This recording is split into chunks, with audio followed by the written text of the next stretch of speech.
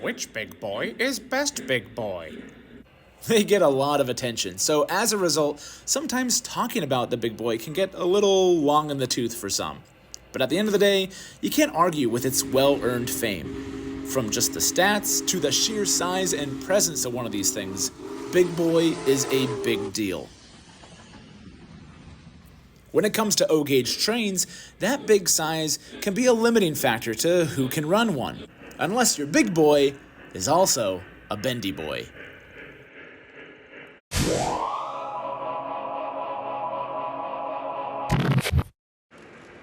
Yes, I know, we've compared these semi-scale LionMaster Big Boys in a previous video, but we have a rare opportunity to compare all three versions Lionel has produced, as well as an equally rare opportunity to compare them to the scale version. A friend of mine is letting me borrow this example we'll look at today, this massive Lionel JLC Big Boy number 4023. This is an awesome example that's so pristine. He still has the plastic cover over the coal load, so I'm gonna leave that on there for this review, especially since we really can't be running this guy a whole lot. Why? Well, if you're new to our channel, you just need to know that our layout is kind of weird. There are sections of this track that have 072, which this scale Big Boy requires at minimum. We even have an 084 along this stretch. 4023 here. Are we clear to the next junction? Over. But once we go beyond those curves, this true-to-scale Big Boy is a little too big. 060, 048, especially 036. They're all here on the layout, but he can't run them. So I'm kind of limited on where I can run this for footage. Nope, she won't do it. She's about to lift the wheel. Nope. However, a common question I see that comes up is how this scale size stacks up to the LionMaster version. We can see right off the bat that this engine is longer, wider, and taller. Literally every metric is bigger on 4023 here. That'll be true of any scale size Big Boy, from the most recent Vision Line examples to the older TMCC one. There's also more details, and this will vary depending on which version you have, but plentiful separately applied details on the higher end and higher price tag of this beautiful JLC version. Lots of extra pipes and valves, and even the cab is detailed really nicely. I really love the green paint on the inside. Maybe I should do that with mine. I was pleasantly surprised to see how much detail wasn't left off of the LionMaster version. Sure, there's less here, but it's still plenty to make it a nice representation of this Titan of the Wasatch. Where you do notice it is on the front pilot, but there's a lot that's been simplified here. It's not the end of the world, but unlike the other scaled-down versions of Big Boy, there's still number boards on the signal lamps, which I just really think completes the front-end look. There are still good details around the whistle, builder's plate on the side of the smoke box, and other details along the sides. Still, the LionMaster version is missing an element of the running gear on both sets of drivers that the scale version delivers in spades.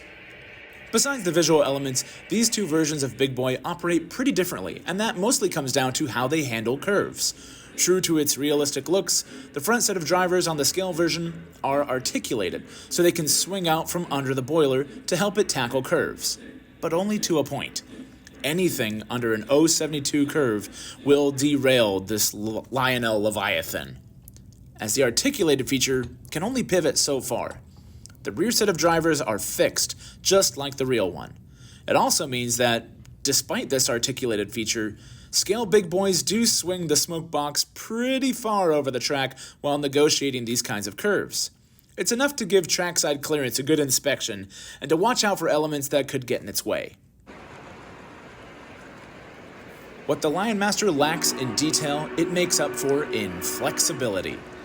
Lionel intended the LionMaster line to bring big trains to small layouts, and this is true for every steam and diesel engine under that banner. That's even true of the scaled down, yet still massive, Big Boy version you see here. There's a bit of wizardry underneath the boiler and cab that allows this one to navigate turns as tight as 031. The smallest turns I have here are 036, but even here, coming out of the switch yards on my layout, this engine expertly navigates this S-curve with ease. And while yes, it is scaled down, the size is still impressive here, and LionMaster, while not as detailed as a Vision Line or even the JLC, is still just as detailed as other modern Legacy engines. This semi-scale big boy still looks fine next to this Legacy Mogul, this Consolidation, and even this older TMCC Mountain. Yes, these are all scale locomotives next to this semi-scale model. I really feel like the LionMaster breaks the stigma of Semi-scale looks like a toy. this one looks right at home next to these supposedly superior scale locomotives. They look like equals here. The flexibility owed to this big boy comes from its second set of drivers also being articulated. Lionel expertly applied their designs from the slightly smaller Challenger in the LionMaster line to help this big boy swing its cab out to negotiate these turns. And while the front also swings out like the scale one, it's noticeably less than the scale version. So I think it actually looks more realistic and less comical than the true-to-life scale version. Especially since I've seen Big Boy 4014 negotiate turns in person. In real life, Big Boy would never face turns quite this tight. But we're in a model railroading scene, so even something I consider to be wide, like this 084 curve, looks a little too wild to me with this scale version compared to how the LionMaster handles it. Copy that. Green lights ahead. Out.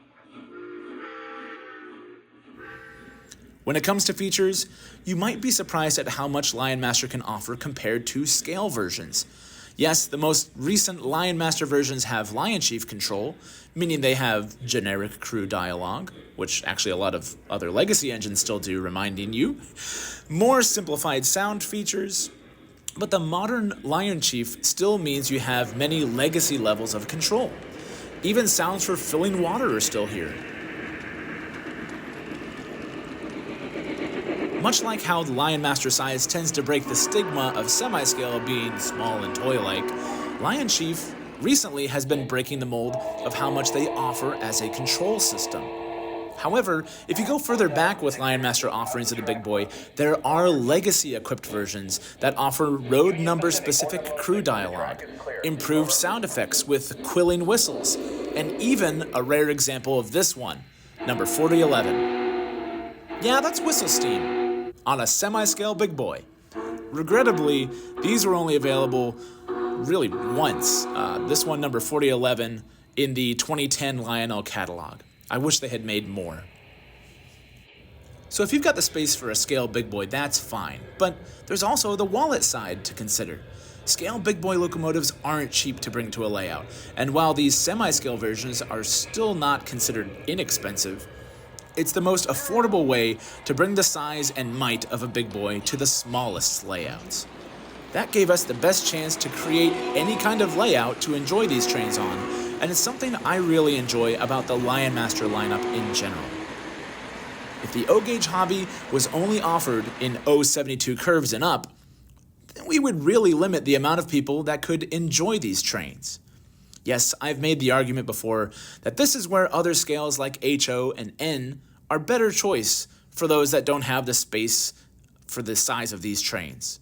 But as a dad, I mean this channel is called Dadified, when considering model train options to enjoy with my son, regardless of how young or old he is, O-gauge really stuck out as the way forward.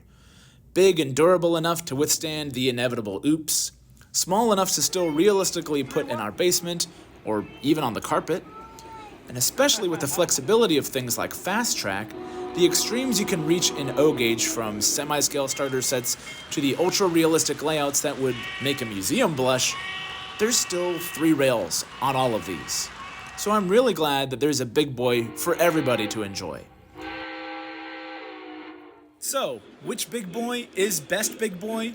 In my opinion, if you can run 072 curves at minimum around your layout, then the Scale Big Boy is probably the one for you. The details are phenomenal. You're never going to get that with semi-scale. However, if you can overlook the insane amounts of detail and get something as detailed as other Legacy engines on your layout, then you can save yourself about half the price finding a LionMaster. And I know it sounds like me just being a semi-scale snob about this stuff, but honestly, you saw how these engines look next to other scale locomotives.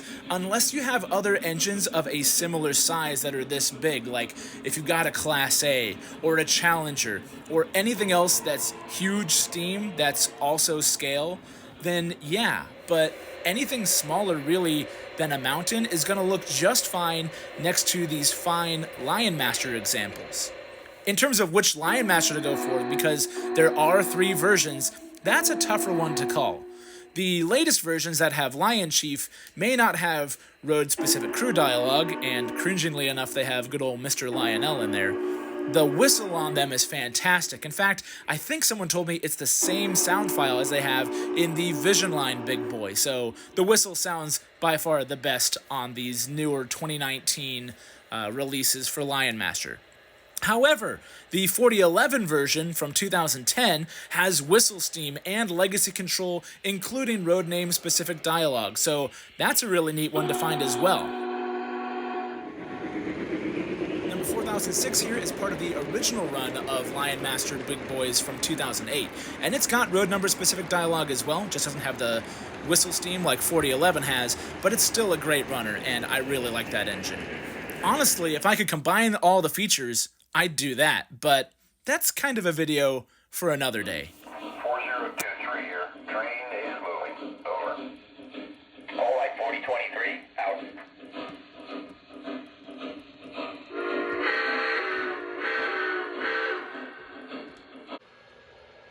What do you prefer? Do you have one of these fellas in your roster? Are you looking to add one? I seem to know how to find a lot of them, don't I? Well, leave me a comment, as we love hearing from all of you. As always, like and subscribe, especially with that nifty bell, so you don't miss what's coming up next from us. We'll see you on the next one.